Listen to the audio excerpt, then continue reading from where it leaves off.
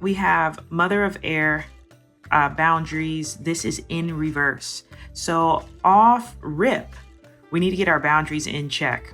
We need to get our boundaries in check, and especially the boundaries that really fortify and keep our mental health in line. Creating the boundaries that are needed that keep you from being stressed out from people, places, things that cause stress in your life, that cause discomfort, that cause misalignment. That's what this card is pulling you towards. So let's get into some more details of this reading. All right, we've got a reverse Ace of Pentacles. We have a Queen of Cups, and we have an Eight of Swords. When it comes to how you're looking at material objects, right? Again, this is still people, places, things. This is like the materialized things in your life. What are the boundaries you set and perimeters that you set to make sure that your mental health is well taken care of when you're thinking about these things, when you're thinking about the material possessions in your life? Is there enough that you've done to fortify yourself to stay in alignment? And when I say in alignment, I'm not trying to sound super spiritual. I'm just trying to say, are the things that you're doing when it comes to thinking about your material objects, are they putting you in a place of peace? Because if it's not putting your mind in a place of peace, then you need to reassess what your boundaries are. A great way to use that internal radar is by having that Queen of Cups energy, really understanding your emotions and having your emotions in check. And having your emotions in check does not mean repressing your emotions. It does not mean to put them on the back burner. It means identify when you are getting emotional about something or when a certain emotion is bubbling up, and lean on that emotion to tell you what is out of whack right now for me. What is the thing that is not at its most homeostasis state, and how can I get back to that place of balance? This is important with boundaries, because when things that we have been working on don't seem to be going the way that we want them to go, if money is feeling a little funny, if the house that you're building just isn't going the way that is planned, or there's just a lot of delays in the material possessions that you're trying to get, that raise at your job, whatever it may be, new positions, things of that nature, when it feels like there's a delay, our emotions tend to bubble up. And when our boundaries aren't set, our emotions can kind of get a little out of control. You know, emotions are here to let us know what's in motion at that time in our life and how it's moving us. Hence the motion. How are the things that are happening on the external affecting us internally? What's the motion like? And when we aren't in control or tapped in, tuned in to the emotions and understanding how to harness them, they can get out of control. And that doesn't help us. That doesn't help us to see the bigger picture. It doesn't help us to see all of the opportunities that are around us, because we are so mentally incapacitated. Ooh, is that right? I hope that is. I felt real strong with that word. Anyway, we're feeling like when we're not in a space of control of our emotions, control of our boundaries, things can get a little haywire. In order to push past those feelings of feeling like your boundaries are not tight, feeling like your emotions aren't together, it is important that we understand who can help us the most with that. And that would be us. We can do this. We can do this. It's going to take a little bit of taking off the blindfold and shedding these binds that tie us, that are actually very loose and are self-inflicted, right?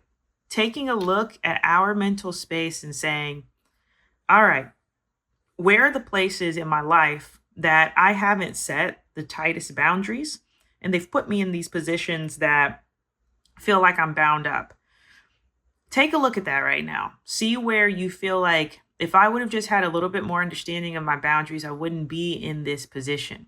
Now, this isn't a Debbie Downer on your life. This is just asking you to reassess.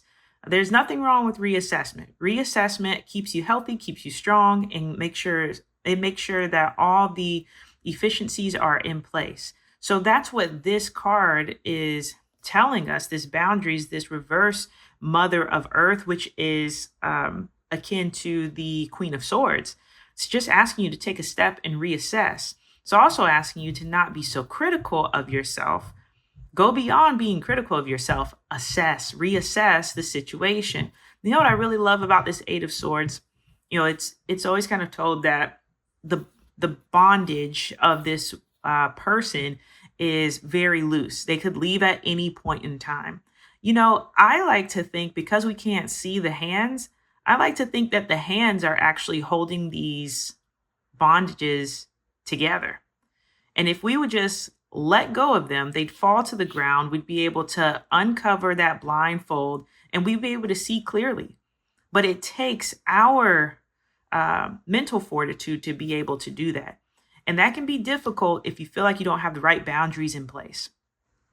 So this right here is really talking, this first line of cards is really calling to us to get our boundaries in check, so that all of those material possessions that we have, or the material things that are happening, like the concrete things that are happening in your life that have been affected by lack of boundaries, we got to get it together. Because again, if we're seeking alignment or seeking to go into the spaces and places we're meant to be, then it's necessary for us to have healthy boundaries, because they keep everything in line the way that we need to, and the way that our emotions can effectively be used to help us in discernment, to help us know when something feels right, when something doesn't feel right. That's what healthy emotions will help us do. But if our boundaries are out of whack, we're not going to be able to do that. We're just going to stay in this kind of mental purgatory that we've put ourselves in. So reassess those boundaries, because it's worth it, and implementing what you have gathered from your reassessment. All right. You can do it. I believe in you. Next is a card from Moonology. And this little bad boy says, have faith in your dreams. And it says waxing crescent moon. So in the waxing crescent moon phase, this is, right after the kind of straight up full moon. It's like that first phase after it's the first phase after the new moon. And it is still about that intention setting and taking the initial first steps into your plan. So I like that it says have faith in your dreams, because I always look at the waxing crescent moon as the right after the honeymoon phase type feel, because the new moon, you're really excited, you wrote your plan down, or you have all of these intentions that you're setting and you're feeling good. You're at the biggest potency that you can for your new beginnings. And then right after that phase, it's like, and now we do it.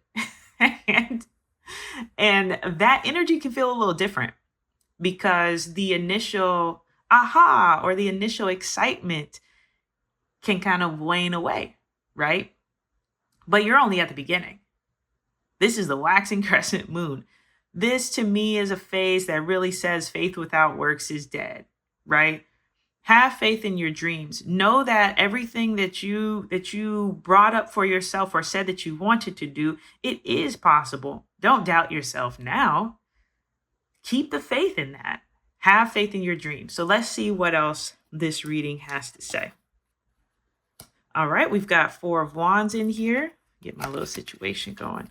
Reverse King of Swords and Knight of Wands. Oh, very interesting. Okay, so again, having faith in your dreams. You have a lot to be happy about this dream of yours and these dreams that you have, because again, this says have faith in your dreams, as in plural. So you've got a lot on your mind of what you want to do in your life. And it is worthy of praise. It is worthy of excitement. And you don't want to let that dwindle. Keep the excitement at the top of your mind, because when those times come where you feel a little insecure or feel like you're not, the logic feels like it's not there. It feels like the reasoning is not there. It feels like it doesn't make sense. You're like, Yes, this is my dream. And also, how the heck is it going to happen? There's no rationality in this. Go within and rethink about your dreams, not to change them, but to just remember why you were excited about it. What made you so happy about it? What made you feel good about it? Because when the time comes that you're unsure about, is this even logically going to make sense? I don't know about this. I said this because I thought it was a great thing. It sounded good at the time, but I don't know. Let your mind be at ease. Take your time. Don't think that just because you have a dream and say you do it, if you have like a lunar lifestyle and you follow the phases of the moon, it doesn't mean that your ideas have to change every single moon cycle. There can be dreams that are continuously being worked on. There can be goals that are continuously being worked on. It's up to you to really see the bird's eye view on this thing.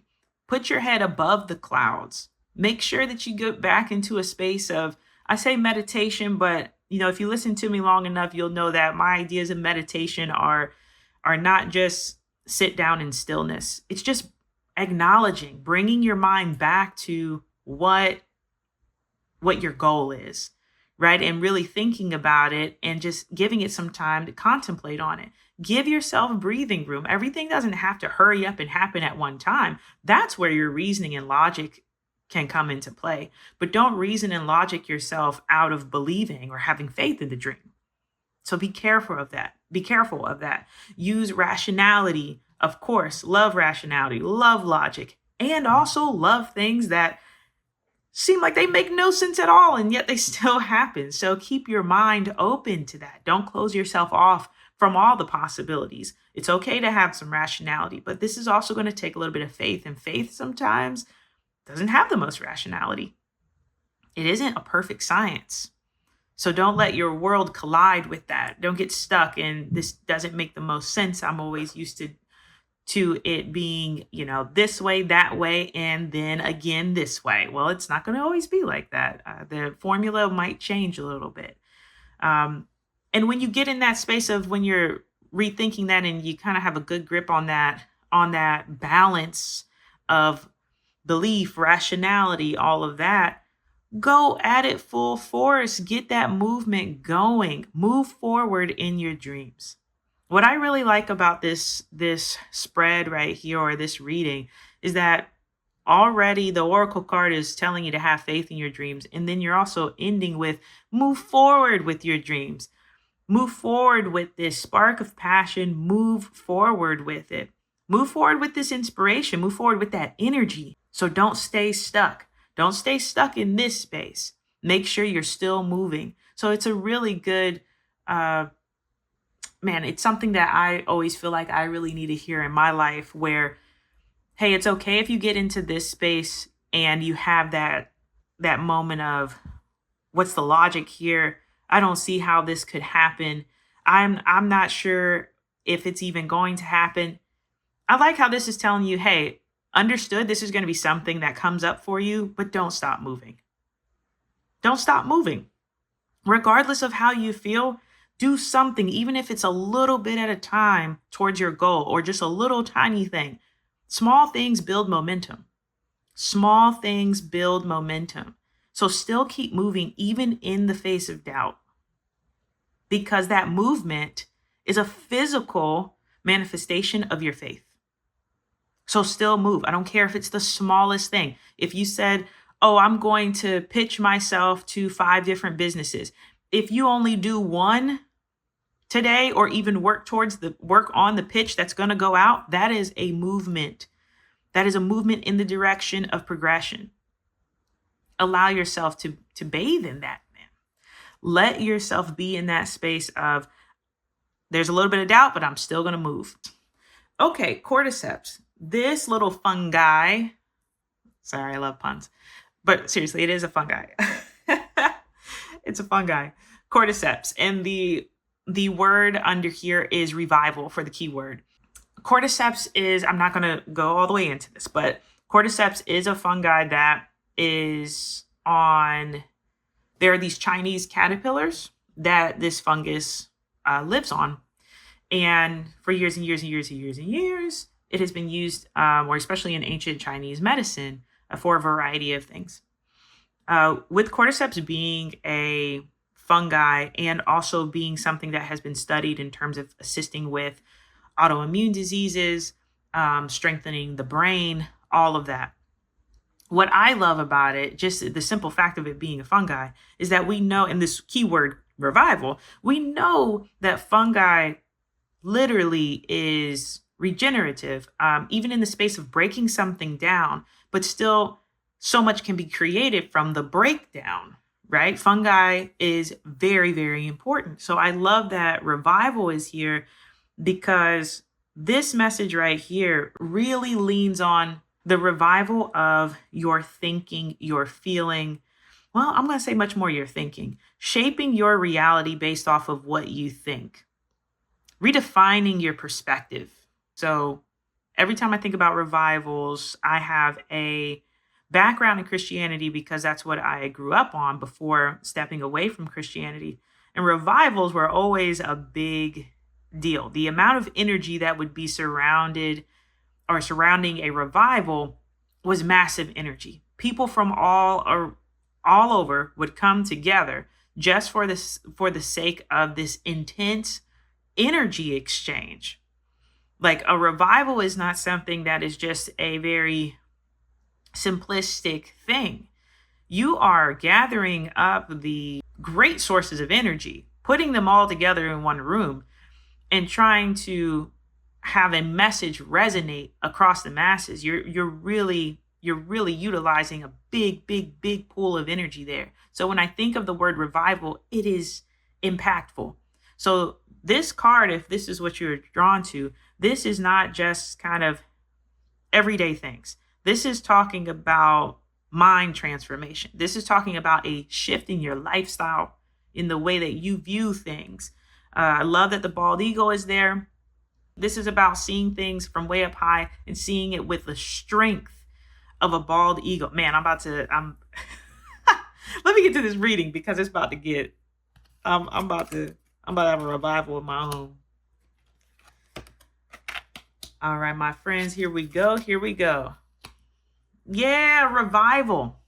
Okay, so we've got 5 of Swords, we have 6 of Pentacles, and we have the Fool. It's time for a transformation. This may be off of the heels of an intense argument, an intense, what's the word? An intense conflict. There we go.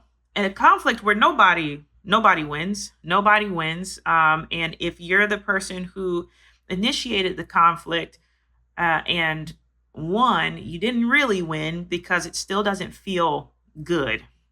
It doesn't feel like the best. Matter of fact, it was so impactful that you know that there's time for a change. Or you're also in a space where something has occurred. You may not have been the initiator. You may be on the receiving side, but some truths, some very, very harsh truths come to light. And when it feels like all is lost, it actually is not. This is the time to rise up again. This is the time to utilize what you have experienced to move forward in a new way, and kind of not forgetting where you come from, and being in this space. You know, sometimes this right here, this 6 of Pentacles, has a lot to do with, charity. There's a couple of things going in here when it comes to kind of balance and kind of your giving away. But you also could be in the space of where you are the person that is receiving. Another thing that I like about this card, and what I'm going to lean into for this, is not forgetting where you came from. I have an interpretation that the person who is distributing the funds was actually one of these folks once before. And that's what I'm being called to for this particular reading, because as you move through transformation, it's going to be important to give some time to the past, so that you understand exactly how you want to see yourself for the future. How can you take the balance of your past, or the things that you've done in the past, How can you balance that out with what you want to see for yourself in the future? I'm not asking you to hold on to these things. I'm asking you to really take a magnifying glass and really study them. See exactly where it is that you have been and where you're trying to be. Because for this transformation, there's some changes that have to be made, as always, with any transformation. So where are you at? What are you willing to give away, and what are you willing to learn from? Because the new journey is inevitable. It's happening. That full energy, that walk off a ledge and not listen to my little dog energy. The beginning. There is growth that is meant to happen from conflicts that feel very heavy. There is revival that is supposed to happen. You've got to dig in deep and see what's going on. You've got to dig in deep and say, what has put me in this place? What put me in this place? Let me reassess. And let me get to a place where, one, I don't forget where I came from, and also hopefully don't have to repeat where I've been. Then I can reach back and help others, which is another energy from this Six of Pentacles card, is that I know what it's like to be here. You may be coming out of this transformation in the long run as someone who can turn around and help others. But you first have to help yourself, because you can't help others if you don't first help yourself. Ooh, another transformation here. You talk about revival is, again, when we're looking at that conflict and we're looking at the how can we give back or remember where we came from? If you're the person who is the agitator, if you're the person who is saying, by any means necessary, I'm going to get what I want, then you might really want to take a look at if that's really worth it in the end. Is that kind of mindset really going to help you achieve what you are looking for? We have to take a look at what's happening and ask ourselves, are we doing the right thing by saying, by any means necessary, I'm going to get to this particular goal? What's that going to look like? When you reap what you sow, how is it going to feel when I get to that new beginning? So, because I say that because I have a viewpoint about the Fool, is that I feel like everything in this little satchel, let's see if I can, everything in this little satchel, I feel like that satchel represents all of the experiences that you've had in your previous cycle. And then you're about to start a new one. So again, reap what you sow. That's what's going to be in this little satchel. What are you taking with you to the next piece? Because you got an inevitable revival transformation coming up. Reassess. That was the same thing here. Reassess. Also, another thing too that I like is the comparison I'm seeing between these wings, this kind of wingspan a little bit. This right here really has that feel. That's why I say transformation, getting that bird's eye view. You've got these mountain peaks here. You've got mountain peaks here. It's inevitable. It's coming. The shift, the transformation. You got a couple of layers in there. Definitely lean to whatever it feels like resonates the most. Okay. So now I like to end these with some, just an additional word of encouragement. Hopefully the message itself is encouraging. But we're going to cap it off with a crystal card for my mother of air, my boundaries people. Appetite. Appetite says the keywords here are third eye, intuition. Yes. And then the quote around here says, those who dream by day are cognizant of many things which escape those who dream only by night. Edgar Allan Poe. Okay, that's dope. What I love about appetite showing up here is because you notice here in your Eight of Swords, what's covered up? The third eye.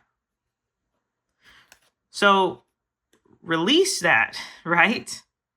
Release yourself. Take that blindfold off.